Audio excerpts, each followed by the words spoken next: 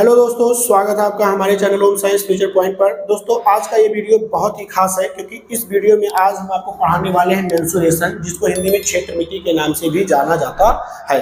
ठीक है दोस्तों, आपने कई सारे वनडे एग्जाम दिए होंगे तो आपने देखा होगा कि क्षेत्रमिति एक ऐसा खास चैप्टर है मैथमेटिक्स के अंतर्गत जिससे प्रश्न जरूर ही पूछे जाते हैं। तो दोस्तों आज हम आपको इसको पढ़ाने वाले हैं और इतना लाजवाब तरीके से पढ़ाएंगे दोस्तों कि इसके बाद पूरे लाइफ टाइम में कभी भी क्षेत्रमिति आपको भूलेगा नहीं। एकदम बेसिक से शुरुआत करते हैं दोस्तों। तो सबसे पहले हम आपको बताना चाहेंगे क्षेत्रमिति के अंतर्गत हमें पढ़ना क्या है और एग्जाम में जो पूछे जाते हैं कहां से पूछे जाते हैं। तो दोस्तों आपने सुना होगा कि जो फिगर्स होते हैं वो दो टाइप के होते हैं, एक प्लेन फिगर होता है और एक सॉलिड फिगर होता है। प्लेन फिगर को ही हम 2D के नाम से जानते हैं और जो सॉलिड फिगर होता है उसी को हम 3D के नाम से जानते हैं। ठीक है, तो अब हम यहाँ पर आपको बताने वाले हैं कि प्लेन फिगर जिसको हम 2D के नाम से जानते हैं उसमें हमें क्या क्या पढ़ना होता है। इसके बाद हम आपको बताएंगे कि जो 3D होता है उसमें हमें क्या क्या पढ़ना होता है। तो सबसे पहले आज हम यहाँ पर स्टार्ट करेंगे प्लेन फिगर अर्थात 2D के बारे में। ठीक है, तो चलिए दोस्तों सेशन की शुरुआत करते हैं। तो दोस्तों 2D में, अच्छा ये भी जहन में प्रश्न उठ रहा होगा कि 2D ही क्यों कहते हैं इसे। 2D इसलिए कहते हैं, 2D मतलब होता है डायमेंशनल, मतलब जिसमें दो बीमारी होती हैं ऐसे फिगर्स को क्या कहते हैं, 2D फिगर कहते हैं। बीमा का क्या मतलब होता है, जैसे दो बीमारी अर्थात इनमें जो है दो चीजें होंगी, एक क्या होगा लंबाई होगा और एक चौड़ाई होगा, इसके अलावा कुछ नहीं होगा। ठीक है, तो लंबाई और चौड़ाई होने की वजह से इसको 2 डायमेंशनल कहते हैं और इसी को जो है शॉर्ट फॉर्म में 2D के नाम से जानते हैं। तो आपने बहुत सारे फिगर्स को देखा होगा, उसमें जो त्रिभुज होता है और जो चतुर्भुज होता है यही हमारे 2D के रूप में जाने जाते हैं। ठीक है, अब हम आपको सबसे पहले इसको बताने वाले हैं कि त्रिभुज को किस तरीके से कैटेगराइज किया गया है, फिर चतुर्भुज को। तो सबसे पहले हम 2D में स्टार्ट करेंगे त्रिभुज को। तो दोस्तों जो त्रिभुज होते हैं वो कितने प्रकार के होते हैं ये आज हम आपको बताने वाले हैं। तो त्रिभुज जो होता है ये आपका होता है समकोण त्रिभुज,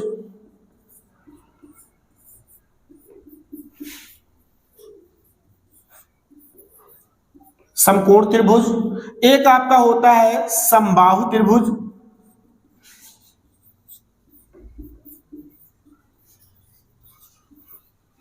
एक हमारा होता है विषमबाहु त्रिभुज,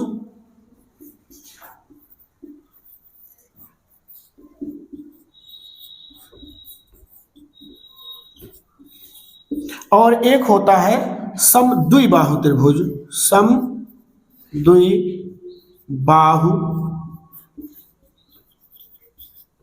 त्रिभुज। ठीक है दोस्तों, इसको हम कहते हैं right angle, right angle triangle. इसे हम कहते हैं इक्विलैटरल ट्रायंगल, इक्विलैटरल ट्रायंगल। इसे हम जो है स्केलीन कहते हैं,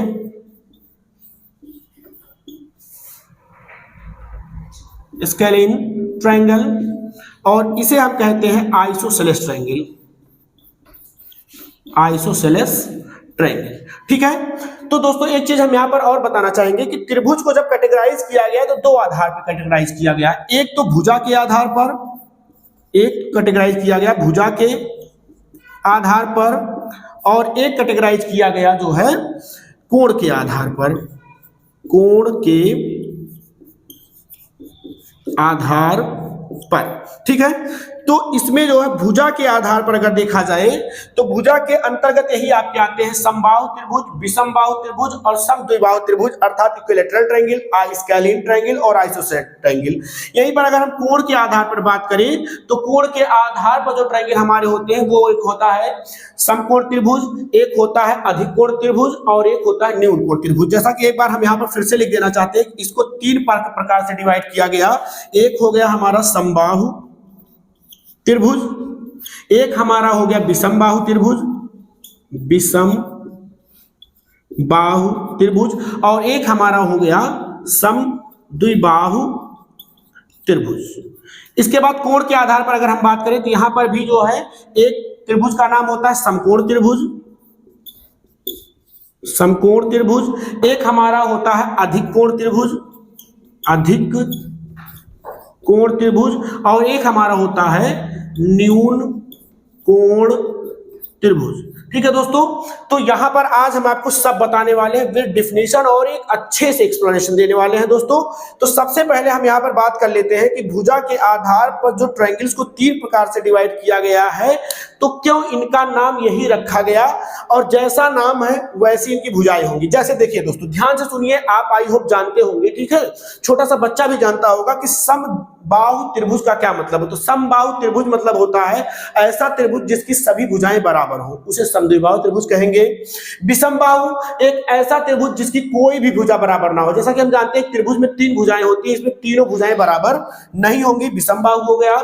वहीं पर समद्विबाहु त्रिभुज की बात करें तो त्रिभुज के 3 भुजाओं में से 2 भुजाएं क्या होंगी, बराबर होंगी, ठीक है, तो उसे समद्विबाहु त्रिभुज कहते हैं। समकोण त्रिभुज की बात करें तो समकोण त्रिभुज में एक मतलब क्या होता है, जैसे त्रिभुज में 3 कोण होते हैं। जैसा कि हम अगर त्रिभुज बनाएं, एक ये होता है ना त्रिभुज हमारा, ठीक है, त्रिभुज में देखिए 1 2 3 कोण होते हैं, ठीक है, 3 कोण होते हैं, 3 भुजाएं होती हैं और 3 वर्टिसेस होते हैं, ये देखिए, ठीक है। तो अब हम बात करें अगर समकोण त्रिभुज की, तो एक ऐसा त्रिभुज जिसकी कम से कम एक कोण, एक ऐसा त्रिभुज जिसका कम से कम एक कोण 90 अंश का होगा, उसे हम समकोण त्रिभुज कहेंगे।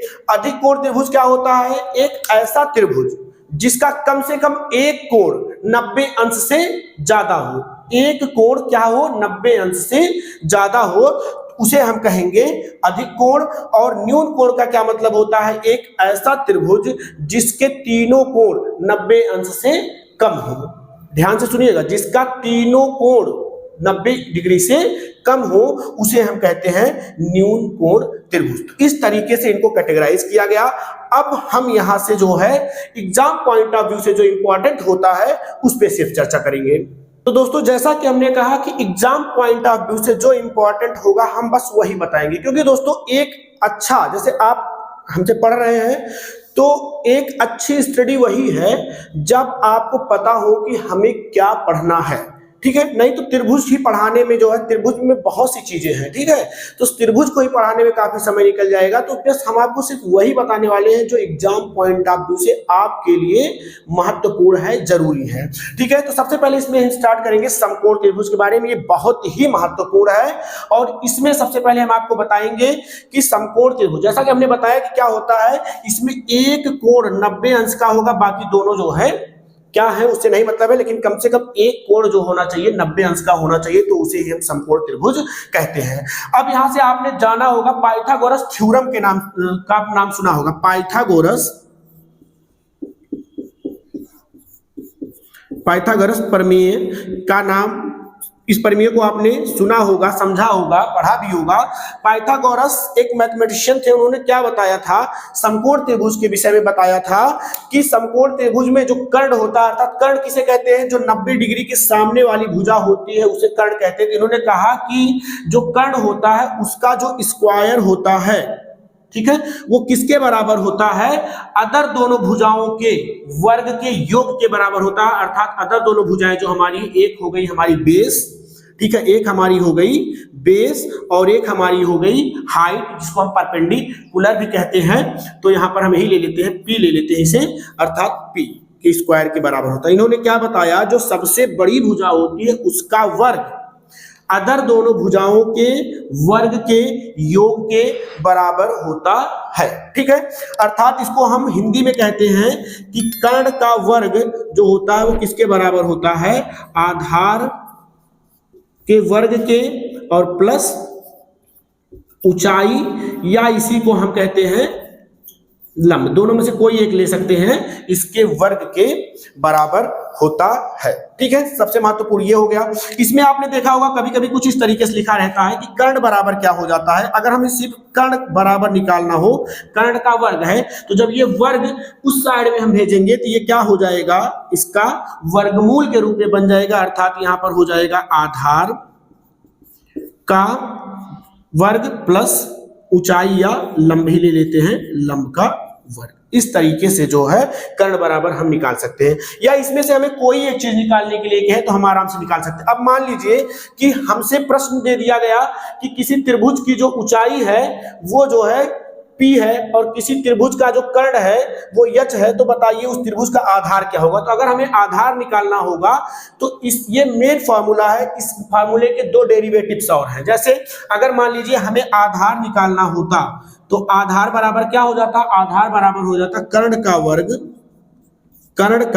वर्ग। और देखिए हमें निकालना क्या है, आधार, तो आधार यही रहेगा, इसको इधर लेके आइए, अर्थात लंब का वर्ग। तो आगे क्या होने बनेगा, देखिए आधार का वर्ग था और जब हम वर्ग को इस साइड में भेजेंगे तो बन जाएगा वर्गमूल, इस तरीके से।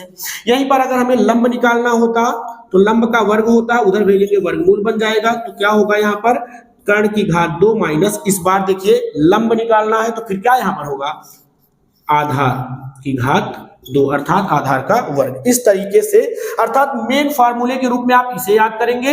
ये तो इसके डेरिवेटिव्स हैं, ठीक है। तो उसके बाद बात करें कि अगर मान लीजिए कि हमें किसी समकोण त्रिभुज के क्षेत्रफल के बारे में पूछा जाए तो हम क्षेत्रफल को कैसे निकालेंगे, उसके लिए हम फार्मूला बता रहे हैं। तो समकोण त्रिभुज का जो क्षेत्रफल होता है, अगर हमसे क्षेत्रफल कोई पूछे तो क्षेत्रफल का सूत्र होता है 1/2 आधार गुणे ऊंचाई।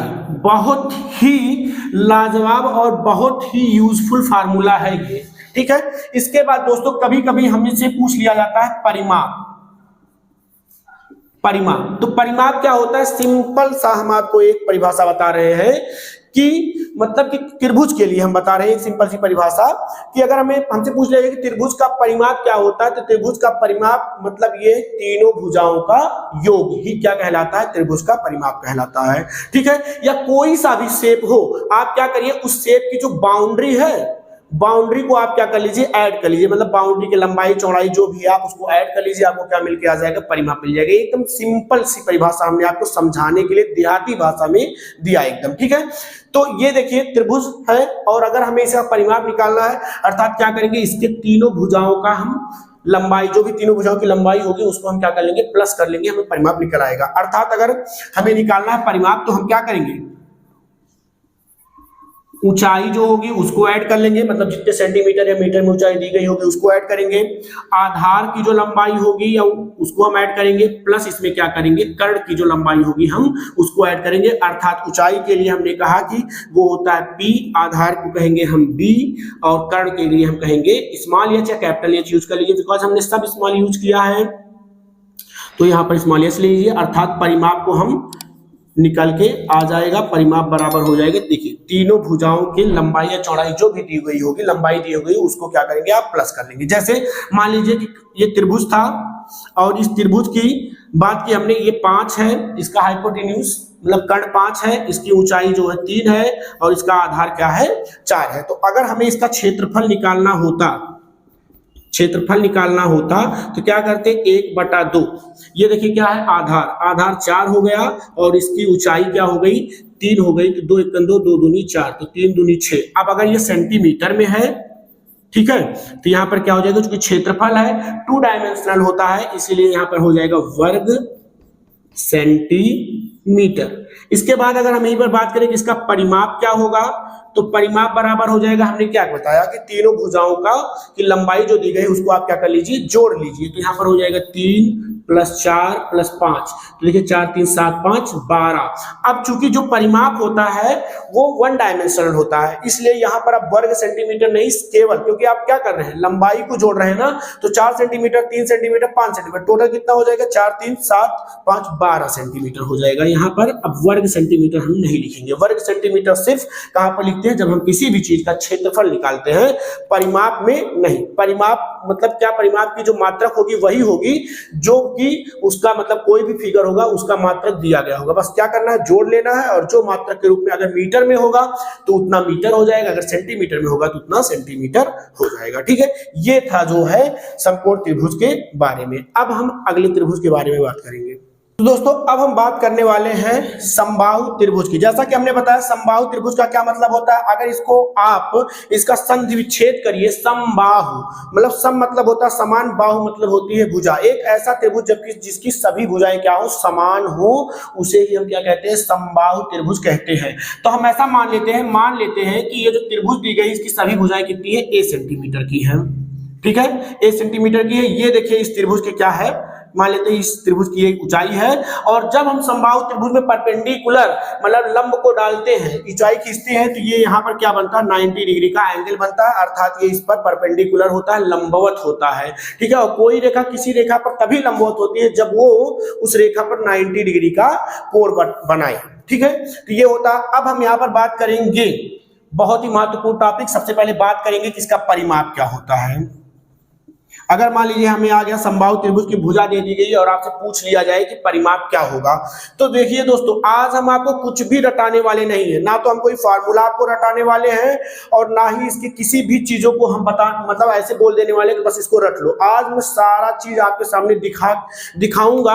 अदर टीचर्स को हमने देखा क्या करते हैं, बस दिया बुक में लिखा गया फार्मूला, क्षेत्रफल का फार्मूला, परिमाप का फार्मूला, बस क्या बोल देते हैं बच्चे, ये फार्मूला है आप रट लो।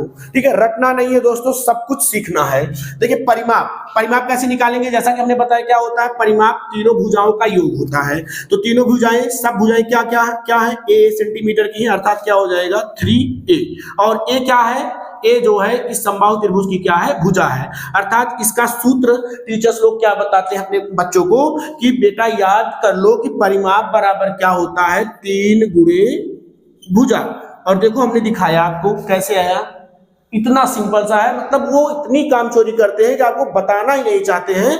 ठीक है, एकदम बेसिक्स था। परिमाप क्या होगा, बोलते हैं 3 गुणे भुजा, याद कर लो, लेकिन 3 गुणे भुजा कहां से आया भाई, a प्लस a क्या होगा 3a, और a क्या था, a तो भुजा ही था, और 3a मतलब क्या हो जाएगा 3 गुणे a, तो वही हो गया 3 गुणे भुजा। अर्थात परिमाप निकल के देखिए आगे आपके सामने, कुछ भी आप रटना नहीं है, सब कुछ सीखना है। इसके बाद अगर हम बात करें कि अगर हमें पूछ लिया जाए कि त्रिभुज की, इस समबाहु त्रिभुज की ऊंचाई क्या होगी, ठीक है, तो क्या करेंगे, अब यहां पर भी चीजें रटवा दी जाती हैं। ठीक है, लेकिन अब देखिए ऊंचाई कैसे निकालेंगे, ये है तब समबाहु त्रिभुज की ऊंचाई, जिसको हमने क्या माना है, यच माना है। तो अभी हमने क्या बताया कि देखिए भैया, यहां पर जब ये परपेंडिकुलर डालते हैं तो यहां पर देखिए ये बन रहा है, इस पर बन रहा है लंब। ठीक है, तो यहां पर ये इसकी ऊंचाई हो गई। ठीक है, और यहां पर देखिए 90 डिग्री का कोण बन रहा है। ठीक है, तो अगर हम इसके आधे पार्ट को ले लें, जैसे कि हम थोड़ा सा यहाँ पर फिगर को थोड़ा सा बड़ा बना दे रहे हैं ताकि आप ध्यान से देख सको।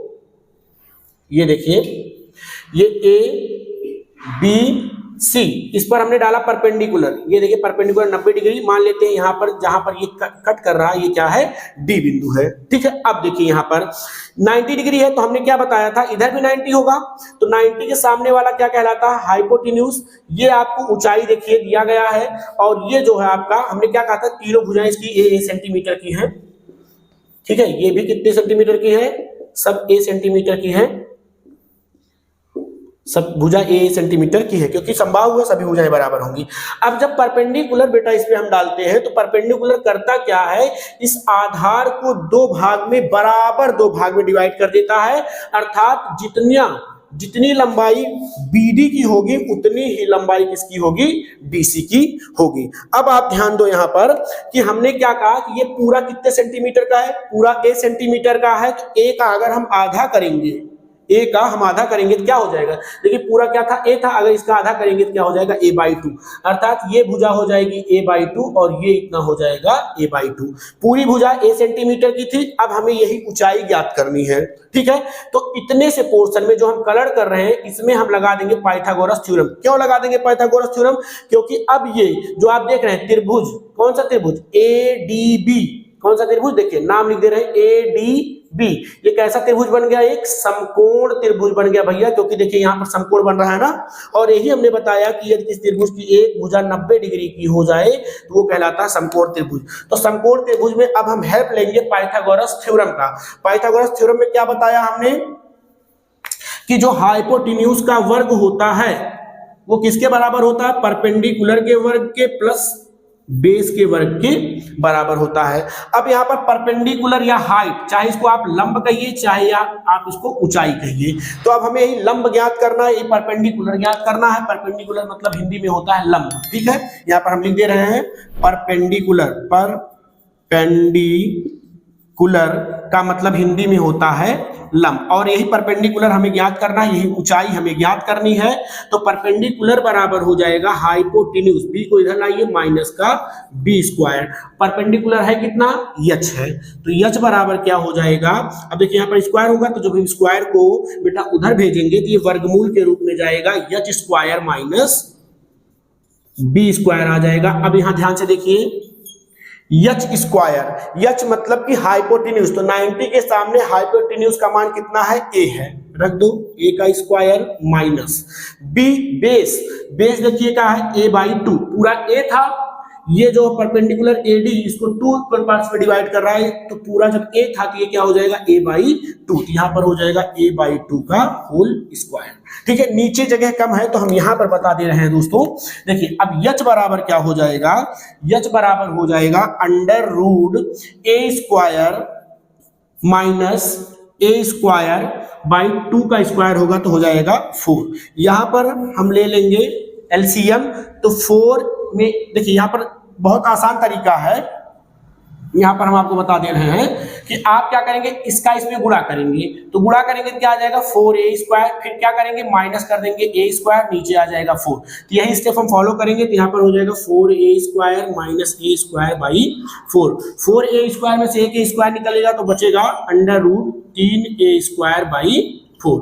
और फर्दर जब हम इसको सॉल्व करेंगे तो हम जानते हैं कि वर्गमूल में से कौन क्या बाहर निकलता है। अगर किसी चीज का वर्गमूल हमें निकालना है तो उसमें अगर किसी चीज का जोड़ा बन जाए तो जोड़े में से एक बाहर आ जाता है। तो यहाँ पर देखिए 3 एक ही बार है, तो 3 का तो जोड़ा बनेगा नहीं, तो 3 वही रहेगा। लेकिन a स्क्वायर को देखिए हम क्या लिख सकते हैं, a इंटू ए, यहाँ पर 3 है, a इंटू ए, 4 को लिख सकते हैं 2 गुणे 2।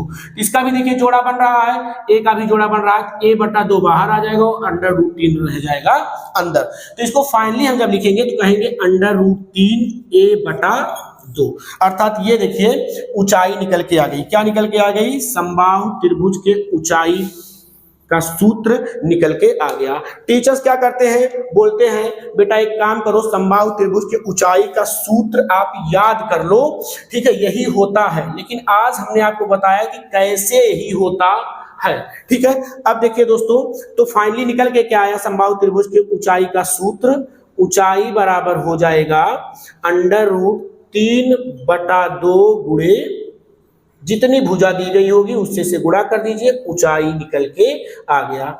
इसको हमने इसलिए बताया कि अब जब हम इसका क्षेत्रफल निकालने चलेंगे तो देखिए क्षेत्रफल बराबर क्या होता है, क्षेत्रफल बराबर होता है, अभी हमने बताया क्या होता है, 1/2 गुणे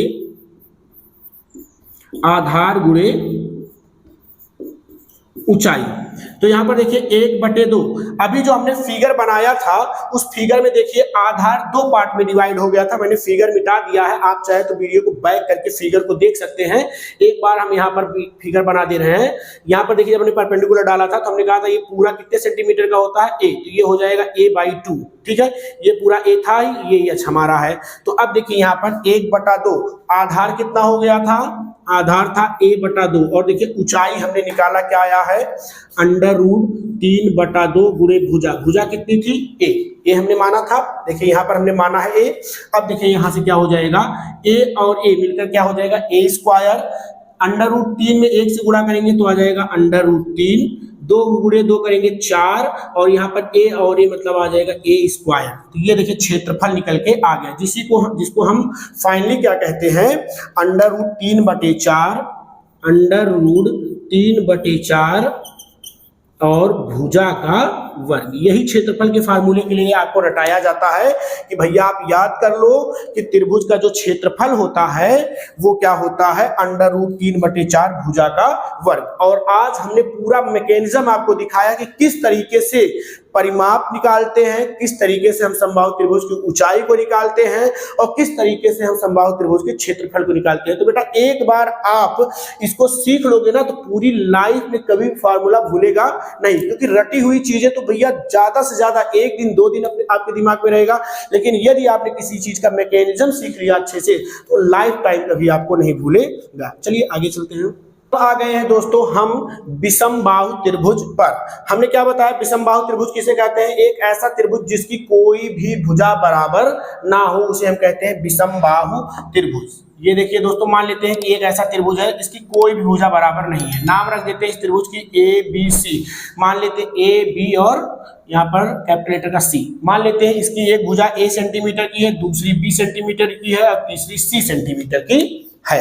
तो अब क्या करेंगे, परिमाप आप आराम से निकालिए एकदम। परिमाप, परिमाप क्या हो जाएगा, तीनों भुजाओं के लंबाई का योग। तो पहली भुजा ए बी मान लेते हैं, a b plus b c plus c a का योग निकालेंगे, अर्थात ए बी किसके बराबर है, सी के बराबर है, बी सी किसके बराबर है, ए के बराबर है और ए सी किसके बराबर है, बी के बराबर है। अर्थात इसको हम अरेंज कर सकते हैं, लिख सकते हैं ए प्लस बी प्लस सी। तो ये देखिए निकल के आ गया परिमाप। ठीक है, मतलब क्या करेंगे आप, यहाँ पर आपसे परिमाप पूछेगा, यदि आप उसको दे दिया, जैसे कह दिया ये देखिए बीसी 2 सेंटीमीटर की है, मान लेते हैं 3 सेंटीमीटर की है, ये 4 सेंटीमीटर की है, तो परिमाप निकालना है तो क्या करेंगे, तीनों भुजाओं को जोड़ दीजिए, 2 3 3 2 5 4 9। अगर ये सेंटीमीटर में है तो 9 सेंटीमीटर निकल कर आ जाएगा। ठीक है, अब हम बात करेंगे कि ये हो गया परिमाप। कभी कभी इसमें पूछ लेता हमें अर्ध परिमाप, बताइए क्या होगा इसका अर्ध परिमाप। और अर्ध परिमाप बताने का एक हमारे पास मतलब कि एक रीजन भी है अर्ध परिमाप बताने का। वो रीजन यही है कि अभी हम जब क्षेत्रफल बताएंगे तो हम आपको बताएंगे। ठीक है, तो अर्ध परिमाप बराबर क्या होगा, परिमाप नाम है, हमने क्या कहा, अर्ध परिमाप, अर्थात परिमाप का आधा। तो परिमाप पूरा क्या था, a प्लस बी प्लस सी, इसका कर दीजिए आधा, ये निकल के आ जाता है अर्ध परिमाप। ठीक है, अब हम बात करेंगे इसका क्षेत्रफल के बारे में। तो दोस्तों आपने जो है कक्षा 10 में पढ़ा होगा हीरोन फार्मूला। ठीक है, याद आ गया होगा हीरोन फार्मूला। ठीक है, वही हीरोन फार्मूला के माध्यम से हम यहाँ पर किसी भी विषम बाहु त्रिभुज का क्या निकालते हैं, क्षेत्रफल निकालते हैं। और वो विषम बाहु त्रिभुज का क्षेत्रफल के लिए वो फार्मूला क्या होता था, बड़ा ही आसान फार्मूला था, यस माइनस ए, यस माइनस बी और यस माइनस सी। अब यहां पर आप बात करेंगे कि सर यस क्या है, तो यस मतलब होता है सेमी पेरीमीटर, अर्थात सेमी पेरीमीटर का हिंदी में कहेंगे तो इसी को हम कहते हैं अर्ध परिमाप। यहां पर देखिए हमने आपको अर्ध परिमाप बताया था ना, यही है आपका। ठीक है, सेमी पेरीमीटर। ए क्या है, ए और बी और सी क्रमशः त्रिभुज की क्या है, कि तीनों भुजाएं हैं। 3 भुजाएं होती हैं, तीनों भुजाएं हैं। ठीक है, इसीलिए अब देखिए दोस्तों, हमने आपसे बताया ना अर्ध परिमाप क्यों बता रहे हैं हम, इसीलिए बता रहे हैं क्योंकि यहाँ पर जब हम इसका क्षेत्रफल निकालने चलते हैं तो सबसे पहले हमें निकालना पड़ता है यस का मान। और यस का मान हम कैसे निकालेंगे, तीनों भुजाओं को ऐड करके 2 से भाग करेंगे, हमें निकल के आ जाएगा अर्ध परिमाप। उसके बाद यहाँ पर रखेंगे अर्ध परिमाप, फिर अर्ध परिमाप में से त्रिभुज की, जैसे मान लीजिए यही सेम है। ठीक है, हम इसके लिए एक छोटा सा एग्जांपल के माध्यम से, जैसे कि हमने बताया कि यहाँ पर ए 2 सेंटीमीटर है, बी हमारा 3 सेंटीमीटर है और सी हमारा कितना है, 4 सेंटीमीटर है। तो अगर हम सेमी पेरीमीटर अर्थात अर्ध परिमाप निकाले तो क्या करेंगे, 2 + 3 + 4 को 2 से भाग करेंगे, अर्थात हो जाएगा 4 3 7 2 9/2। अब यहाँ पर क्या करेंगे, जिस फार्मूले में रखेंगे तो यहाँ पर हो जाएगा 9/2, फिर हो जाएगा 9/2 माइनस ए का मान क्या है, 2 है। इसके बाद फिर यस का मान कितना है, 9/2, बी का मान कितना है, 3 है। इसके बाद फिर हमारा आ जाएगा यस 9/2 और यहाँ पर हमारे सी का मान क्या है, 4 है। इस तरीके से फाइनल हम इसको रखेंगे और सॉल्व करेंगे। अब चूंकि क्षेत्रफल है 2 डायमेंशनल होता है, इसीलिए अगर ये सेंटीमीटर में है तो जो फाइनल आंसर हमारा आएगा वो किस में आएगा, वर्ग सेंटीमीटर में आएगा, जिसको हम सेंटीमीटर स्क्वायर भी कहते हैं। तो इस तरीके से दोस्तों ये हमारा खत्म हुआ विषम बाहु त्रिभुज। दोस्तों एक प्रॉब्लम क्रिएट हो रही है, पढ़ाते समय थोड़ा सा टेक्निकल प्रॉब्लम आ रहा है, इसलिए जो वीडियो को हमें यहीं पर रोकना पड़ रहा है। तो गाइज इसके लिए बहुत बहुत सॉरी, लेकिन हम इसको कंटिन्यू करेंगे। ठीक है, हमने जैसा कि बताया तो है आपको समकोण त्रिभुज बताया, ठीक है, और समबाहु त्रिभुज बताया, विषमबाहु त्रिभुज बताया, अभी समद्विबाहु त्रिभुज बचा हुआ है। इसके बाद 3D फिगर्स बचे हुए हैं, तो इसके बारे में हम कल के डेट में दोस्तों चर्चा करेंगे। आज के लिए थैंक यू है।